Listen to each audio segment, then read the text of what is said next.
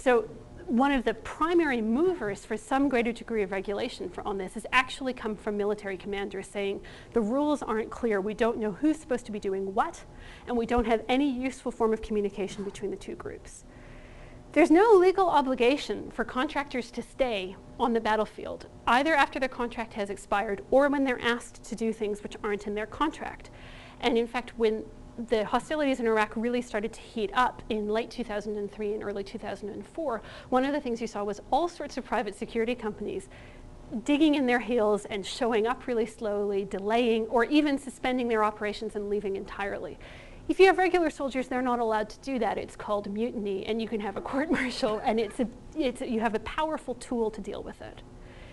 The other thing is, and this is where Abu Ghraib comes back as a really good example again, is that in a complex battle space like Iraq, where counterinsurgency is a significant problem, part of what you want to do is you want to keep your local population on side.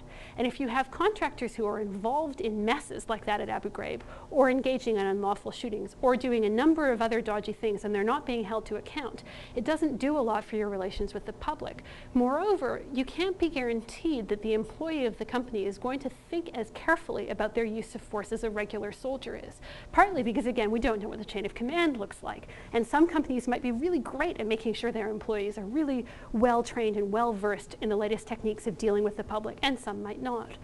The other reason why this is important is increasingly, it used to be that if you were a private security company employee, you were one of a very select group of mainly English-speaking ex-soldiers from elite units in the Canadian Army, and the Australian Army, and the American Army, and the British Army.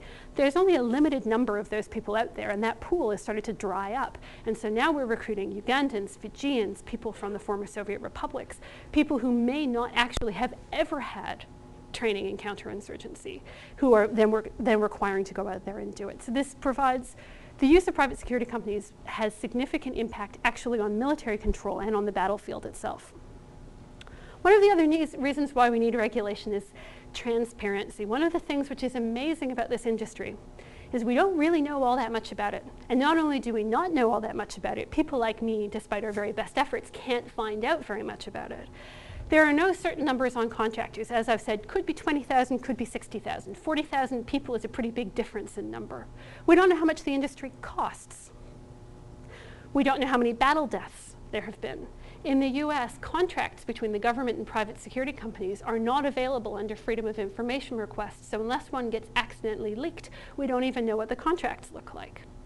One of the things we do know for sure is that in the American case, there is inadequate contractual competition. So basically, you can tender for a contract, but the process has been fixed in a number of cases, so you're not necessarily even getting the cheapest contractor. There are no formal estimates of cost savings. As you can imagine, one of the rationales for this industry is that it saves us money. The reason why we're doing this is because it's cheaper. Well, how do you know if it's cheaper if the government won't release its numbers on how much the industry actually costs? And in fact, we have very good reason to suspect that it's not cheaper, because when you think about it, if you are a British soldier, you're an elite, you're a member of the SAS, you've had years and years and years of training. You leave, you take your pension, you go work for the private sector where you're getting paid a lot more money. That sunk cost into you, your training and your pension, the government's still paying for that. So it's actually might be a double cost. The other thing that seems to be happening is we have duplication of services. So to get this industry to run better may mean that it looks an awful lot like the regular army anyway. So to do a lot of the regulatory things I'm going to talk about, that's going to be really expensive. And maybe with a regular military where we have all of these procedures in place, why wouldn't we just stick with that? But again, we can't really have a serious conversation about this when we don't know how much the industry costs. Finally, the major reason, and I think it should have been clear in the examples that I mentioned before, is accountability. There's no firm legal mechanisms to bring individual contractors or companies to account. And this is the prime reason why we ought to have regulation. When you consider how sensitive this industry is, it's armed people operating on battlefields around the world, often in very weak states, which have very limited legal capacity themselves, both in terms of policing and investigation and in terms of judicial consequences. So the reason for accountability is that we have this overlapping web of largely inadequate legal instruments. So what I'm going to do now is I'm going to turn to talking about that existing web of regulation and why it's inadequate. An academic, Peter Singer, who's written heavily, he's probably written more about this than just about anyone else, once said that the private security company that the cheese industry is better regulated than the private security industry, and that this should worry us. And it probably should. What we have here is a web of regulation where every different strand of the web could be better. At the moment, it's a big web full of gaps, and basically none of the strands are strong enough to do anything. And that web is composed of domestic regulation, of international law, both international humanitarian law, which is the law of how we ought to conduct ourselves on the battlefield, and specific law dealing with mercenaries, and then informal regulation. And I'm going to deal with all three of those things in turn. So domestic regulation, there are a number of domestic instruments which exist in different countries. And I'm just going to run through them briefly, and if anyone has specific questions about it, I'd be happy to answer them. The Americans have the best developed, it's not necessarily the most successful, but it's the best developed regulatory model. And what they do is they treat private security companies as though they are arms. So you have to go through the same procedure if you're a private security company that you would if you were selling guns. And that's through the International Trade and Arms Regulation and the Arms Export Control Act. There are a number of problems with it. The first one is that a contract has to be worth more than $50 million for this system to kick in. Well, people aren't stupid, and what they do is break up their contracts so you have two $49 million contracts, and then you don't have to go through this process at all.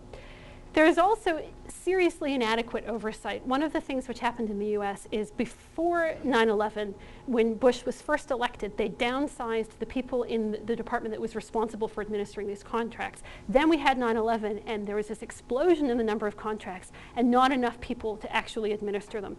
And that means that there's no one paying attention to either the contractual competition or to the actual administering of the contract itself. So there's no one watching to make sure these companies are providing the services they said they were going to.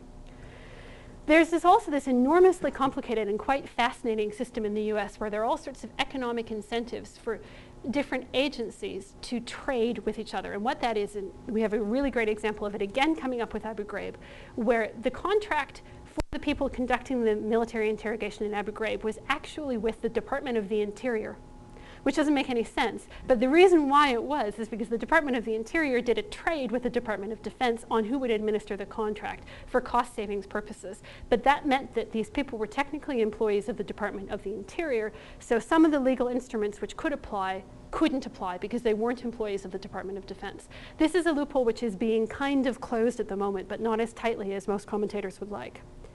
There's another form of regulation in the US which is basically designed for when something goes wrong. So this first one, the Arms Export Control Act, that's actually how the companies go about getting their business.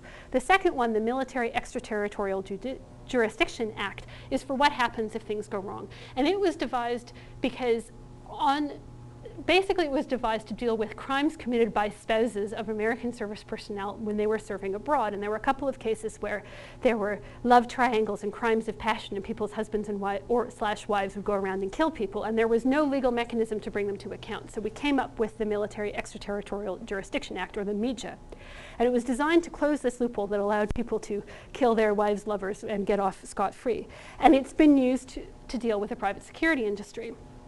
But it's had a very slow genesis. It was first created in 2000, and it didn't properly come into force until late 2004, early 2005.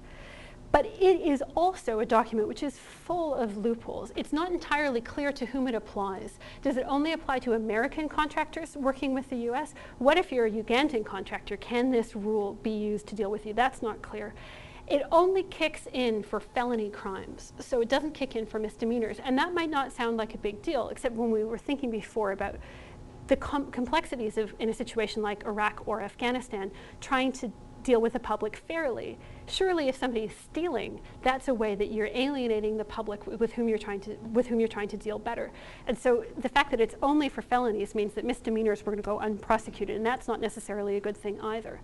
Finally, for the MIJA, for the Military Extraterritorial Jurisdiction Act to work, a prosecutor based in the US, remember an elected prosecutor based in the US, has to decide that a really good thing for them to do would be to prosecute someone for a crime they committed in Iraq or in Afghanistan, which would entail going to Iraq to talk to witnesses, finding people to come testify, spending a huge amount of money on an extraterritorial prosecution. It's simply not likely to happen. There's been a change very, very recently, within the past couple of months, where the Uniform Code of Military Justice, which is the document which is designed to provide courts-martial for regular soldiers, has been extended to cover contractors. We think. It appears